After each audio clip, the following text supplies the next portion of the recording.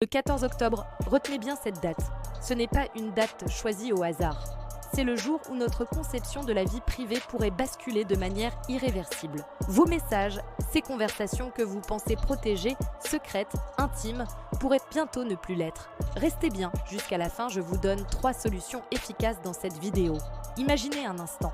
Chaque mot que vous tapez, chaque photo que vous envoyez, chaque blague partagée avec un ami, chaque confidence murmurée à un proche, tout cela accessible, scanné, analysé, pas par un hacker dans une cave sombre, non, mais par un système, une entité autorisée au nom d'un prétexte qui nous sera présenté comme noble et nécessaire. La sécurité, c'est le mot magique, le passe-partout qui ouvre toutes les serrures, y compris celles de nos vies numériques. On nous parlera de lutter contre les menaces, de protéger les citoyens, des objectifs louables en apparence. Mais à quel prix? Le prix de notre intimité la plus fondamentale, le prix de la liberté de parler sans craindre d'être écouté. Ce qui se prépare n'est pas une fiction dystopique. C'est une réalité technologique et législative qui avance à pas de géant, souvent dans l'ombre, loin des gros titres. Des portes dérobées, des backdoors comme on les appelle, pourraient être imposées aux applications de messagerie que nous utilisons tous les jours. Ces mêmes applications qui nous promettent un chiffrement de bout en bout, garant de notre confidentialité. Le chiffrement de bout en bout, c'est ce cadenas numérique qui assure que seul vous et votre interlocuteur pouvez lire vos échanges. Personne d'autre, ni l'entreprise qui fournit le service, ni votre opérateur, ni une agence gouvernementale. C'est un pilier de la confiance numérique. Faire sauter ce verrou, même pour de bonnes raisons, c'est créer une faille gigantesque. Une faille qui, une fois ouverte, ne se refermera jamais. Une faille que des acteurs malveillants, bien loin des objectifs initiaux, ne manqueront pas d'exploiter. C'est la boîte de Pandore de la surveillance de masse.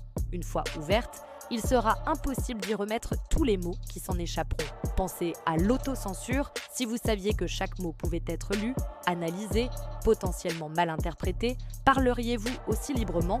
Oseriez-vous encore plaisanter, critiquer, débattre ou même simplement vous confier? La surveillance généralisée ne fait pas que violer notre vie privée. Elle atrophie la pensée, elle stérilise le débat, elle installe la méfiance au cœur de nos relations les plus simples. Ce n'est pas une question de n'avoir rien à cacher, c'est une question de principe. Avoir une conversation privée n'est pas un aveu de culpabilité, c'est un droit humain fondamental. C'est l'équivalent numérique d'une conversation à voix basse dans votre propre salon. Accepteriez-vous qu'on y installe des microphones? Bien sûr que non. Alors pourquoi devrions-nous l'accepter pour nos téléphones? L'argument de la sécurité est un leurre dangereux. Les outils qui seraient utilisés pour scanner les communications des citoyens à la recherche de contenus illicites sont les mêmes qui peuvent être détournés pour la surveillance politique, pour la répression de la dissidence, pour le contrôle social. L'histoire nous a maintes fois montré comment les pouvoirs, même les plus bienveillants au départ, peuvent abuser des outils de surveillance mis à leur disposition. Le 14 octobre est un symbole. Le symbole d'une bataille qui se joue en ce moment même.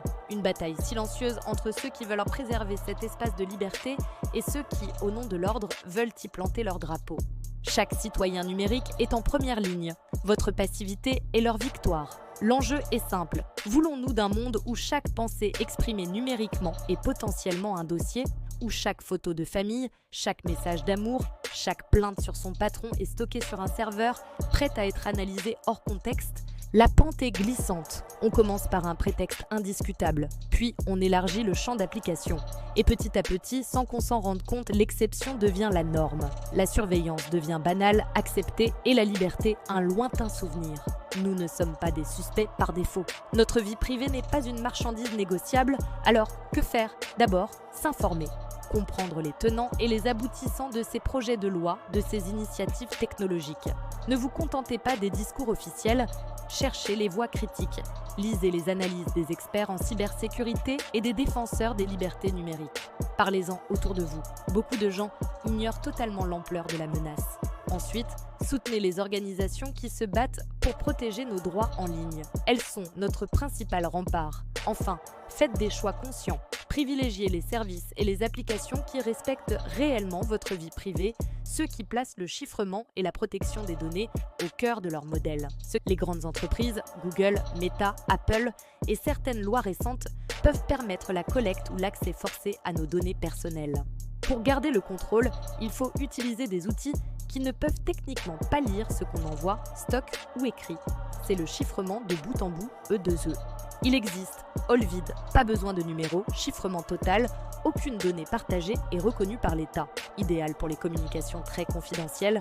Il y a aussi la messagerie Signal qui est open source, chiffrée, très simple à utiliser et gratuite. Ou encore Session, un réseau décentralisé, aucune donnée d'identité, très anonyme. Une messagerie un peu plus lente, moins connue, mais il n'utilise pas vos données. Le 14 octobre n'est pas une fatalité, c'est un avertissement. Un signal d'alarme qui doit nous tirer de notre torpeur numérique. L'avenir de nos communications privées et par extension d'une partie de notre liberté dépend de notre vigilance collective. Ne les laissons pas lire nos messages. Ne les laissons pas transformer nos conversations en data. La porte de notre intimité ne doit s'ouvrir pour personne. Merci d'avoir regardé. Si ce message vous semble important, partagez-le. Plus nous serons nombreux à être conscients du danger, plus nous aurons de force pour y résister. Abonnez-vous pour ne rien manquer de nos prochaines analyses. Restez vigilants.